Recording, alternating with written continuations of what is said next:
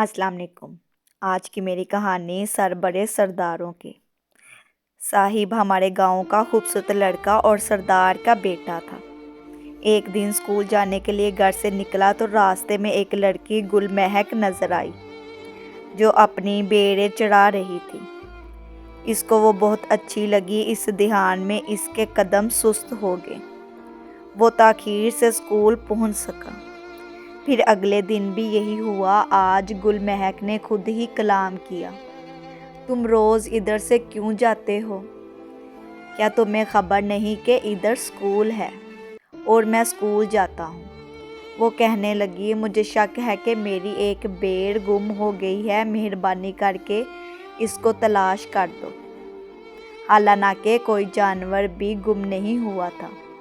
इसी चक्कर में आज फिर स्कूल से देर हो गई और अपने उस्ताद के तंदो तेज़ सवालात का सामना करना पड़ा।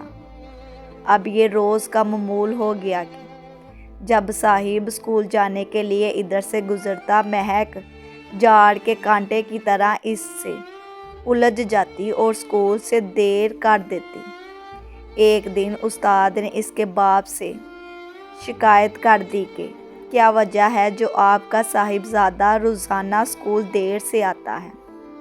बाप ने लड़के को ताकीद की कि आइंदा वक्त पर स्कूल पहुंचने की कोशिश किया करो, वरना उस्ताद की छड़ी से तुम्हें कोई नहीं बचाएगा। अब गुलमहक इसको रोकती मगर वो ना रुकता, भागता ही जाता कि कहीं इसके वालिद पर यह बात मुकम्मल खुल जाए कि वो एक चराहन की जुल्फ का असेर हो गया है। मैट्रिक के इम्तिहान जूं तूं दिए फिर गुलमहक के साथ खुले मज़ारों और सरसब्ज़ शदाब वादियों में घूमने लगा। ऐसी बातें कहाँ छुपती हैं। इनकी मुलाकातों की खबर चारों जानब फैलने लगी। सरदार साहब को भी पता चल गया। इन्होंने लड़की के बाप को बुलाकर शिकायत की कि अपनी बेटी को संभाल लो, घर में बंद रखो, इसकी वजह से हमारी इज्जत खाक में मिल गई है। सरदार से सब खौफ खाते थे। महक के बाप ने बेटी को बुरा भला कहा और इसका घर से बाहर निकलना बंद कर दिया। अगले दिन साहिब इसका इंतज़ार करके लौट आया मगर वो मुलाकात करने नहीं आई। बिला आखिर साहिब को इसकी सहेली का सहारा लेना पड़ा। महविश ने बताया कि इसके बाप को पता चल गया है और इसके घर निकलने पर पाबंदी लगा दी है। सहेलियां ऐसे मामलात में अक्सर बड़ी मददगार साबित होती हैं। महक ने भी इसका सहारा लिया और चोरी चोरी अपने महबूब से मिलने आ गई। साहिब को देखकर वो रोने लगी, बोली कि अब हमारा मिलना नामुमकिन है क्योंकि यहाँ तो तुम्हारे बाप का हुक्म चलता है। बेहतर है कि हम किसी और शहर को निकल जाए, वरना एक दूसरे की शक्ल देखने को तरस जाएंगे। जानसार सहेली ने कहा कि कल फलां वक्त रात को मैं महक को लाऊंगी और तुम भी आ जाना और इसको यहाँ से शहर ले जाना। अगले दिन सहेली ने महक की माँ की मिन्नत की कि इसको जाने की इजाज़त दे दो। मेरे घर में सहेलियों की दावत है मगर माँ ने इजाज़त ना दी। सहेली चली गई लेकिन गुलमहक को किसी करवट चैन नहीं था। आधी रात को वो इस जगह अकेली चली गई जहाँ साहिब इसका इंतज़ार कर रहा था। दोनों रात की तारीकी में नामालूम सिमत रवाना हो गए। रात भर सफ़र करके सुबह एक गांव पहुँच गए। यहाँ साहिब का दोस्त रहता था। दोस्त के बाप ने अपनी जेब और कुछ आदमी दिए और इनको आगे मैदानी इलाके में छोड़ आए। यहाँ से दोनों लाहौर अपने दोस्त के घर आए। इसने इनको सिर्फ 2 दिन रखा, फिर अपने एक और दोस्त के घर भेज दिया जो शेखपुरा में रहता था।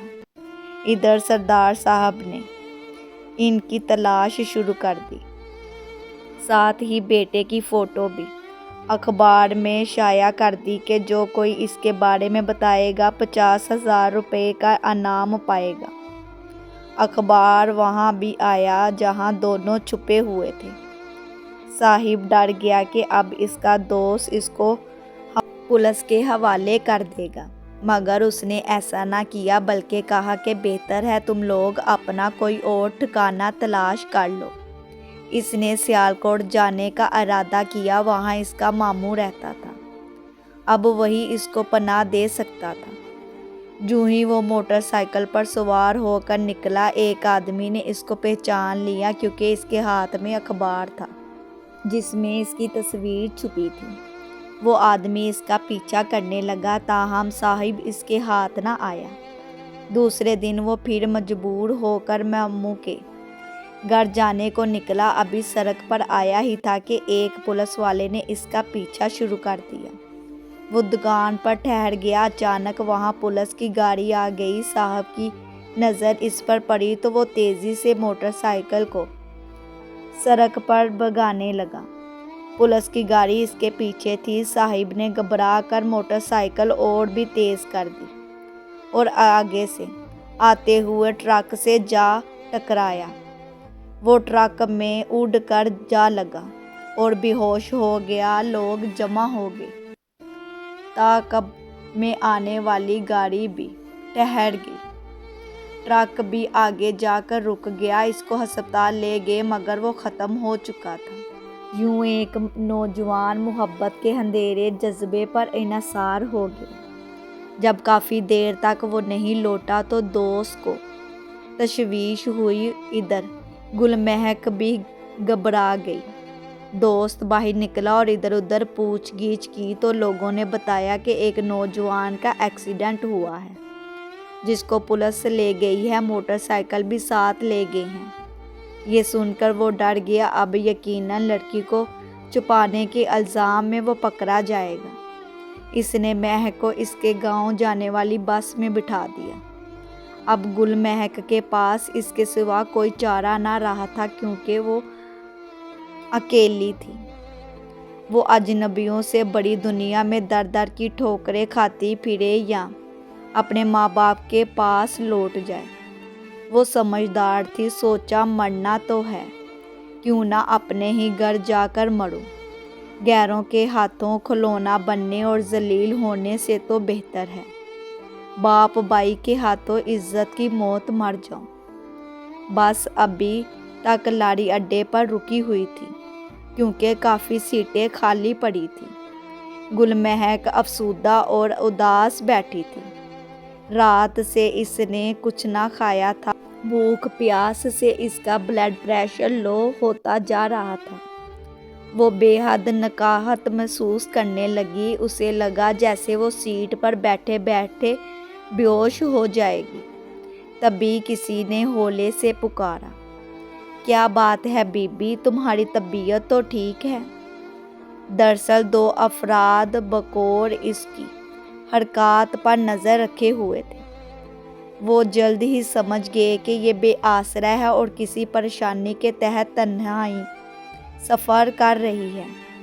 जब एक मर्द ने हौले से इसका कंधा थपथपाया तो इसने वक़्त के साथ अपना झुका हुआ सर उठा कर देखा। इसके हाथ में चंद बिस्किट और चाय की प्याली थी। ये मैं अपने लिए लाया था, इसने कहा, लेकिन यूं ही अपनी सीट पर बैठने लगा मुझे महसूस हुआ कि तुम कुछ कमज़ोरी महसूस कर रही हो। सचमुच तुम बीमार हो? मैं बीमार नहीं हूँ।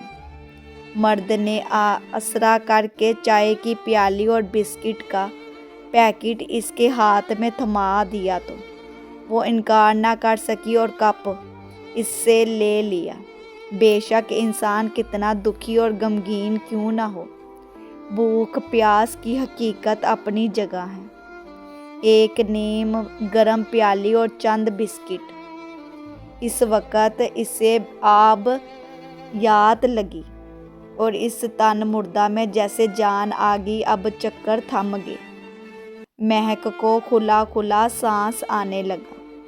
इसने पूरी तरह आंखें खोल कर देखा। वही शख्स जिसने चाय ला कर दी थी अपने साथ ही कि हमरा थोड़े से फासले पर इसे अपनी निगरानी करता महसूस हुआ। इसकी नज़रें बार बार खिड़की की जानब उठ रही थी। वो चाहती थी कि खाली कप इस शख्स को वापस कर दे। वो अपना पर्स खोलकर पैसे भी निकालने का इरादा कर चुकी थी ताकि बिस्किट के पैकेट और चाय की कीमत भी चुका सके। अजनबी ने भांप लिया, लड़की इसकी मुंतजर है। वो खिड़की के करीब आ गया। महक ने कप और 100 का नोट इसकी तरफ बढ़ाया। रहने दो, अपने पर्स में वापस रख दो, मैंने पैसे अदा कर दिए हैं। क्या तुम अकेली सफ़र कर रही हो? इसने सवाल किया। हाँ, महक ने जवाब दिया। वो झूठ नहीं बोल सकती थी, यकीनन जान चुकी थी कि वो अकेली है। कहाँ जाना है? इसने दूसरा सवाल कर दिया। बिला आखिर बताना ही पड़ा। तुम गलत बस में बैठ गई हो। ये बस इधर को नहीं जाएगी। तुमको किसने इसमें बिठाया है? मेरे एक रिश्तेदार ने। तभी अजनबी ने इसे गौर से देखा। गुलमहक के चेहरे से रंग और महक सब उड़े हुए थे। इसका चेहरा इस कदर मुरझाया हुआ और आंसुओं से लाल हो चुका था जैसे अभी अभी किसी प्यारे की मैयत से उठकर आई हो। वो रिश्तेदार बस के रवाना होने तक रुका क्यों नहीं? उसे जल्दी थी वापस जाने की। अच्छा, टिकट तो होगा तुम्हारे पास, मुझे दिखाओ। महक ने पर्स से निकाल कर टिकट दिखाया। ये तो कोई तुम्हारा दुश्मन ही कर सकता है जिसने तुमको गलत बस में बिठा दिया है। ये तो खुशाब तक का टिकट है, ना कि नौशहरा का, ना वादी सून का। वो घबरा गई। उसे तो वादी सून का रास्ता भी पता ना था। आते हुए साहिब साथ था। जिंदगी में पहली बार गांव से निकली थी। भला उसे इन रास्तों, बसों, लारियों और वैगनों की क्या खबर थी?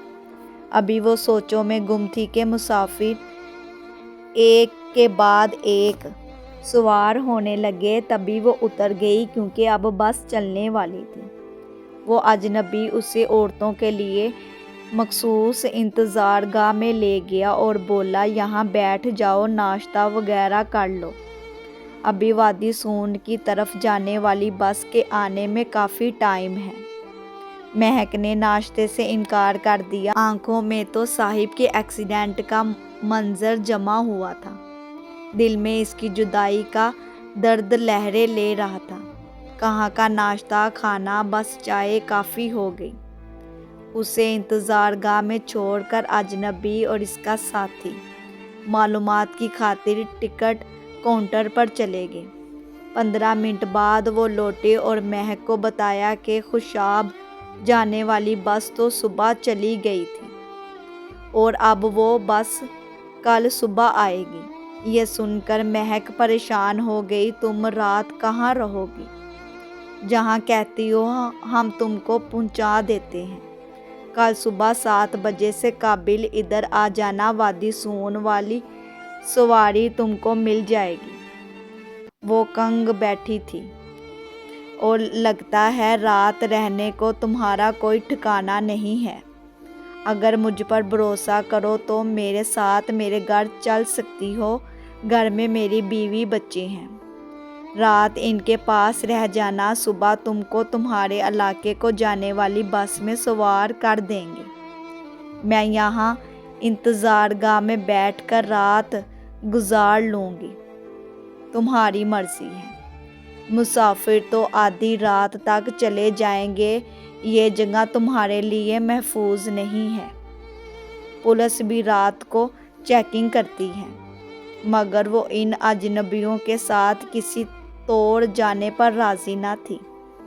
तभी इस शख्स ने अपने साथी से कहा, चलो चलते हैं, हमारी बस निकल जाएगी। देर ना करो, ये लड़की तो हमें ले डूबेगी। बस वाकई आस्ता आस्ता अड्डे से निकल रही थी। वो दोनों तेज़ कदमों से चलते। तभी महक ने खुद को अकेला और गैर महफूज महसूस किया और अजनबी को पुकारा। अजनबी ठहर गया। दोनों ने बस को जाने दिया और इसकी तरफ लौट आए। हाँ बोलो, अब तो हमारी बस भी निकल गई है। नाचार वो उठकर इनके साथ चल दी और उसे कुछ आगे ले आए। جہاں ایک کار موجود تھی، انہوں نے اسے کار میں بیٹھنے کو کہا۔ اس کے سوا چارہ ہی کیا تھا، وہ خود کو قسمت کے حوالے کر دیا۔ وہ دھڑکتے دل کے ساتھ خدا کو زیر لب پکارتی جا رہی تھی، جانے اس کی منزل کہاں تھی اور آگے کیا ہونے والا تھا کہ اسی وقت ان لوگوں نے گاڑی کو بریک لگائی اور کچے میں اتارنے لگے۔ گل مہک کا دل دھک دھک کرنے لگا۔ اسے سامنے پولیس کی گاڑی نظر آئی۔ انہوں نے سڑک کی ناکہ بندی کی ہوئی تھی۔ آنا فانا پولیس نے ان کو گھیرے میں لے لیا۔ تینوں کو کار سے اتار لیا گیا۔ مہک کی نظر پولیس کے ساتھ آئے سردار پر پڑی۔ وہ سردار کو دیکھ کر ڈر گئی۔ جب سب تھانے آ گئے تو سردار نے تھانے دار سے کہا، یہ ہماری اپنی بچی ہے، اسے حوالات میں رکھنے یا کوئی قانونی کارروائی کرنے کی ضرورت نہیں ہے۔ مہک سمجھی شاید پولیس اسے بچا لیتی، لیکن سردار ضرور اسے کسی کھائی میں پھینکنے جا رہا ہے۔ وہ اس شخص سے نہ بچ سکے گی۔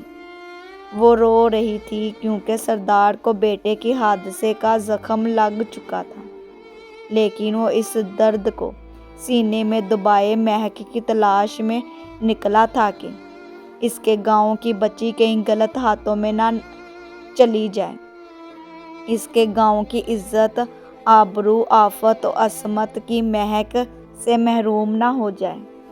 ماں باپ اپنے بچوں کو جو بھی سزا دے، مگر ان کو یہ گوارا نہیں ہوتا کہ کوئی اور ان کو سزا دے یا وہ کسی بدکماش کے ہاتھ چڑھ جائے، ان کے ظلم کا شکار ہو۔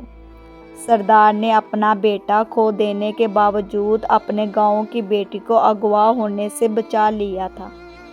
اس نے اس کے والدین کے حوالے کر کے کہا کہ میرے بیٹے کی قسمت میں ایسی موت ہی لکھی تھی۔ وہ سڑک پر جاں بحق ہوا سو ہو گیا۔ میں اللہ کی رضا پر راضی ہوں، صدا شکر کہ مہک مل گئی ہے اور ہمارے گھر کی عزت خاک ہونے سے بچ گئی۔ ایسے ہوتے ہیں سردار جو سر اونچا ہی رکھتے ہیں، چاہے فرش پر ہو یا تخت پر۔ اسی لیے کہا جاتا ہے کہ سر بڑے سرداروں کے۔ جو حقیقی معنوں میں سردار ہوتے ہیں، ان کے سر عقل ہی نہیں، دل بھی بڑے ہوتے ہیں۔